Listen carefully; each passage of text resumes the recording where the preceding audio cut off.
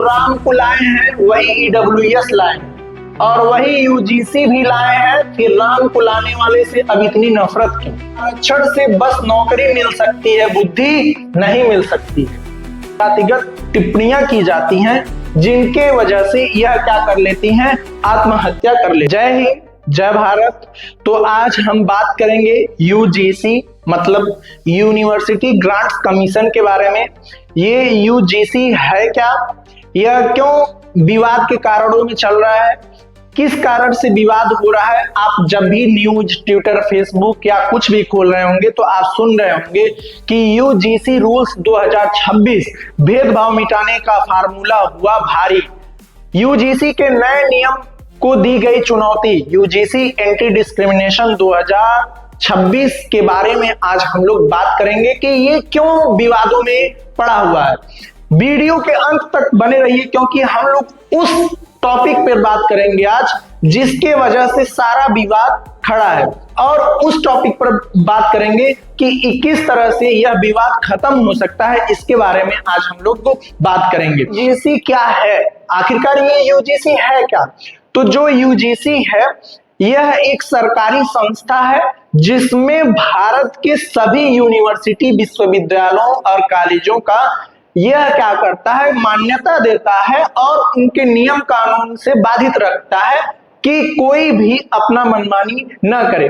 तो यूजीसी एक संस्था है जिसके अनुसार यूनिवर्सिटी, कॉलेज में नियम कानून बनाए जाते हैं जिनमें सरकार छात्रों और शिक्षकों को जो निर्देश दिए जाते हैं वो यूजीसी के अनुसार दिए जाते हैं, और नए कॉलेजों को मान्यता देना है या मान्यता उनसे छीन लेना है, यह काम होता है यूजीसी के बारे में। तो आगे हम लोग बात करते हैं कि विवाद क्यों शुरू हुआ।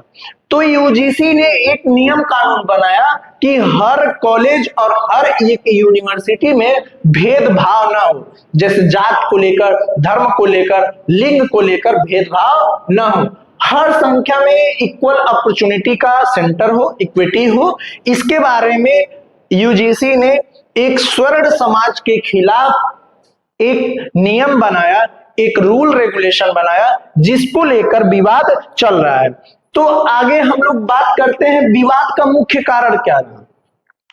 तो विवाद का मुख्य कारण ये है, पहली बात तो जो ये गवर्नमेंट ने या यूजीसी ने इसमें जो नए नियम बनाए हैं, ये नियम पहले से ही था लेकिन इसमें कुछ परिवर्तन किए गए हैं जिसके बारे में आज हम लोग बात करेंगे और उसी टॉपिक को लेकर विवाद चल रहा है।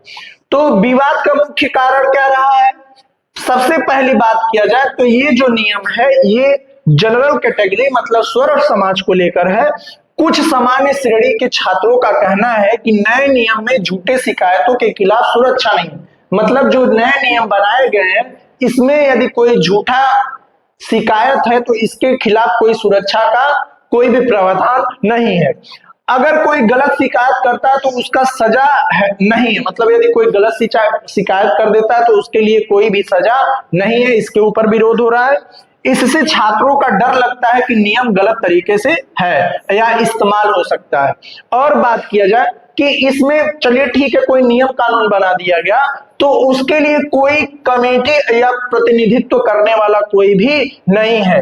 नए नियमों के तहत इक्विटी कमेटी में ऐसे सदस्यों की आवश्यकता नहीं है जो जनरल कैटेगरी के छात्रों का प्रतिनिधि करे। कुछ लोग कहते हैं कि इससे पक्षपात भी हो सकता है, जैसे मान लीजिए पक्षपात मतलब जनरल समाज, स्वर्ण समाज एक तरफ हो जाए और ओबीसी, एससी, एसटी एक तरफ हो जाए, मतलब इसमें पक्षपात हो सकता है। राज्यों और केंद्र का टकराव हो सकता है। कई राज्य सरकार कह रही है कि इससे राज्यों की स्वतंत्रता कम हो जाएगी, विशेषकर कॉलेज, यूनिवर्सिटी के मामले में निर्णय लेने की शक्ति पर। तो ये जो नियम कानून है आखिरकार ये है क्या, किस कारण से ये जो नियम कानून है बना है। अभी जो नियम में बदलाव हुआ है उसके बारे में बात करेंगे, लेकिन ये जो नियम है पहले से ही बना था। तो हम बात करेंगे 2016 में रोहित वेमुला के नाम पर एक हादसा हुआ था यह 2016 में हैदराबाद विश्वविद्यालय में एक दलित छात्र जिसका नाम था रोहित वेमुला की आत्महत्या, मतलब अपने से आत्महत्या कर लेता है। क्यों आत्महत्या करता है? यह कहा जाता है कि उसमें जातिगत टिप्पणियां किया गया जिसके वजह से उसने आत्महत्या किया, लेकिन बाद में सुप्रीम कोर्ट ने कुछ और बताया, तो वो अलग टॉपिक है। तो यहीं से जो ये नियम है, यूजीसी ने नियम बनाना शुरू किया, यहीं से शुरू किया। क्या है रोहित वेमुला एक्ट की मुख्य बात क्या है? ये जो एक्ट चल रहा है ये 2016 से ही चल रहा है। इसमें थोड़ा सा बदलाव किया गया। इसमें यह कहा गया था कि एससी, एसटी, ओबीसी और अल्पसंख्यक छात्रों के लिए समानता सुनिश्चित करना है जातिगत उत्पीड़न को रोकने के लिए। मतलब ये जो नियम आज लागू हुआ है ये पहले भी लागू था, लेकिन इसमें थोड़ा सा परिवर्तन किया गया।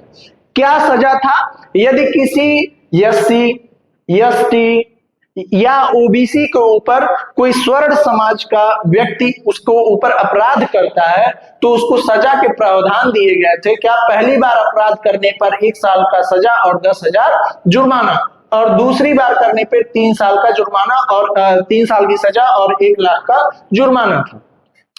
ये आत्महत्या के बाद, रोहित वेमुला के आत्महत्या के बाद यह एक्ट लाया गया। यह जो नियम था ये 2016 से बना था, सुप्रीम कोर्ट में गया था। उसके बाद ये जो नियम था ये चरम सीमा कब ले लिया? 2019 में 26 जुलाई को पायल तड़वी नाम की एक गायनो डॉक्टर थी जो किसी विश्वविद्यालय, यूनिवर्सिटी में पढ़ रही थी। वहां पे कुछ छात्रों के द्वारा इनके ऊपर जातिगत टिप्पणियां की जाती हैं जिनके वजह से यह क्या कर लेती हैं? आत्महत्या कर लेती हैं। क्या था कि गायनो विभाग में एक हेल्पर ने अपने बयान में कहा कि दिसंबर 2018 में डॉक्टर हेमा आहूजा, अंकिता खंडेलवाल और भक्ति मेहारे ने तड़वी से कहा, ये काम कौन करेगा? ये तेरा काम नहीं है तो किसका काम है? तू छोटी जाति का है, हमारी बराबरी करेगी? इसके लिए इन्होंने अपना फांसी लगा लिया, आत्महत्या कर लिया, जिसके ऊपर सुप्रीम कोर्ट ने 2019 में एक नया नियम कानून लाने का उसमें प्रावधान किया गया सुप्रीम कोर्ट में। तो अब हम लोग बात करते हैं आखिरकार ये नया कानून में बदलाव क्या हुआ है और जो स्वर्ण समाज के लोग हैं इस बदलाव के ऊपर क्यों भड़के हुए हैं, इसके बारे में हम लोग बात करेंगे। तो शिक्षण संस्थानों में जातिगत भेदभाव को रोकने के उद्देश्य से 15 जनवरी 2026 को देश भर के विश्वविद्यालयों और कॉलेजों में यह नियम लागू किया गया। क्या लागू किया गया कि पहले जो नियम कानून था उसमें एससी और एसटी के लोग ही जातिगत के भेदभाव के परिभाषा में आते थे, लेकिन अब यूजीसी ने एक नियम बनाया कि एससी, एसटी और ओबीसी भी अब पिछड़े, क्या बोला है? एससी, एसटी, अन्य पिछड़े वर्ग के ओबीसी भी जातिगत भेदभाव की परिभाषा में शामिल किए जाते हैं।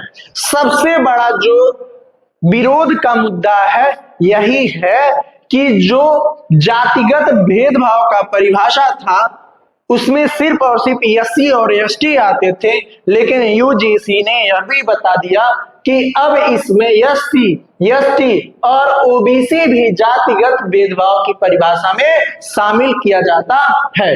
इसी को लेकर जो स्वर्ण समाज के लोग हैं उनके बीच में विरोध हो रहा है, सरकार को लेकर, यूजीसी को लेकर इसके ऊपर विरोध हो रहा है। तो सबसे पहले हम लोग बात करते हैं इसमें क्या क्या हुआ। यदि कोई स्वर्ण समाज का विद्यार्थी, छात्र या छात्रा किसी एससी, एसटी, ओबीसी के ऊपर कोई जातिगत टिप्पणी करता है या भेदभाव का सोच रखता है तो उसके ऊपर कार्रवाई की जाएगी। कार्रवाई में क्या होगा कि जो उसका जो एजुकेशन होगा, जो शिक्षा होगा और जो सर्टिफिकेट होगा, जो उसका मान्यता होगा, उसका मान्यता और शिक्षण संस्थान से उसके जो एडमिशन जो भी रहेगा उससे क्या कर लिया जाएगा, छीन लिया जाएगा। उसको कहीं भी सरकारी नौकरी नहीं मिलेगा, कोई भी सरकारी सेवा में उसका योगदान नहीं रहेगा। यह ही सबसे बड़ी बात है। तो धरना का जो मेन कारण है, तो जो स्वर्ण समाज के लोग हैं वे कह रहे हैं कि यदि यह नियम बनाया गया है तो हमारे बचाव के लिए क्या है, यदि कोई झूठी शिकायत करता है हमारे खिलाफ तो उस झूठी शिकायत के लिए भी कोई ना कोई प्रावधान होना चाहिए, नहीं तो ऐसे चलेगा। ये तो सही बात है। मैं आपको बताऊं, मैं यूजीसी के विरोध में हूं, खिलाफ में हूं। कारण क्या है, यूजीसी में कोई कमी नहीं है क्योंकि ये पुरानी नियम है, इसमें थोड़ा सा बदलाव किया गया। यदि इसमें बदलाव किया गया है तो स्वर्ण समाज के लिए, जनरल लोगों के लिए भी एक नियम कानून होना चाहिए कि यदि कोई व्यक्ति स्वर्ण समाज के खिलाफ, जनरल छात्रों के खिलाफ झूठी कार्रवाई करता है, झूठी शिकायत करता है, तो उसका भी जो शिक्षण, जो एजुकेशन जो है उनको, उनका भी अधिकार उनसे छीन लिया जाएगा। तो भाई क्यों एक ही लोगों के समाज में क्यों विरोध फैलाया जा रहा है?